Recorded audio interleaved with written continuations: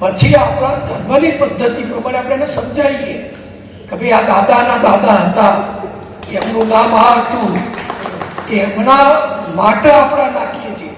એટલે પેલા છોકરાને થોડુંક જ્ઞાન થાય કે મારા પપ્પા તો છે જ, એમના પપ્પાએ જીવતા હોય, કદાચ દાદાએ જીવતા હોય, પણ પર દાદા જીવતા હતા, એમનું નામ હતું, એમ ખબર પડે.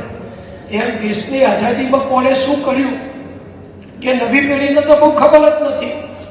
સોશિયલ મીડિયામાં બધા પોતપોતાનું જ ચલાવી જાય છે.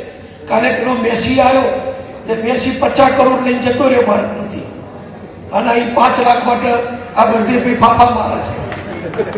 આપણે બધા ફાફા મારીએ છીએ. 50 કરોડ લઈ ગયો, વધારે લઈ ગયો.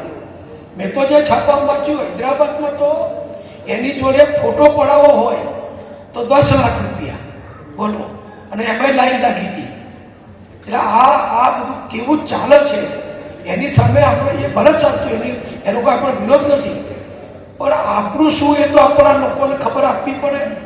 એટલા માટે વંદે માતરમ ગીતની આખી ચર્ચા થઈ, અને એમાં બધા વિષયો જે આવ્યા, તો કેટલા કપરા સંજોગોમાં આ બધું થયું છે. એટલે તારે સમયની મર્યાદા છે, બહુ લાંબી વાત નહીં કરું.